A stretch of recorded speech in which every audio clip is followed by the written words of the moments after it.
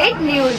17 जुलै 2025 रोजी रात्री 1 ते 3 या दरम्यान नियंत्रण कक्ष जळगाव यांच्याकडून आलेल्या आदेशानुसार चाळीसगाव शहर पोलीस स्टेशनच्या हद्दीत छत्रपती शिवाजी महाराज चौक सिग्नल पॉइंट येथे नाकाबंदी लावण्यात आली होती। या नाकाबंदी दरम्यान पोलिसांनी मोठी कारवाई करत 14,57,416 रुपयांचा मुद्देमाल जप्त करत चौघांना अटक केली।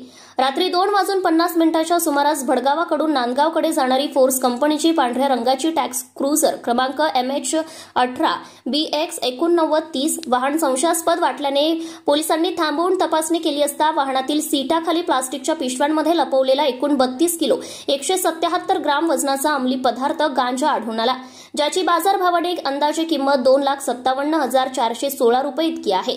तसेच वाहतुकीसाठी वापरण्यात आलेली फोर्स कंपनीची पांढऱ्या रंगाची टॅक्स क्रुझर अंदाजे किंमत 12 लाख रुपये असा एकूण 14,57,416 रुपयांचा मुद्देमाल जप्त करण्यात आलाय।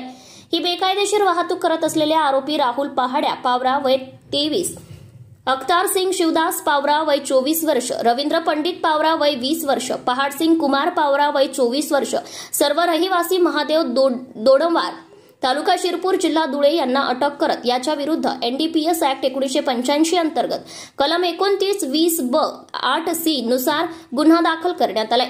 गुन्ह्याचा तपास पोलीस उपनिरीक्षक योगेश माळी करीत आहे। सदरची कारवाई माननीय पोलीस अधीक्षक महेश्वर रेड्डी, अपर पोलीस अधीक्षक कविता नेरकर पवार, उपविभागीय पोलीस अधिकारी विनायक कोते यांच्या मार्गदर्शनाखाली पोलीस निरीक्षक अमित कुमार मनेळ यांच्या नेतृत्वाखाली करण्यात आली। या पथकात सहाय्यक पोलीस निरीक्षक Bharat Chaudhari, police head constable Gupesh Wanjare, Nitin Walhe, Vinod Patil, police constable Pawan Patil, Nilesh Patil, Pravin Pawar, Prathamesh Patil, Deepak Chaudhari, Vijay Mahajan तसेच गुन्हे शोध पथकाचे अंमलदार सहभागी होते।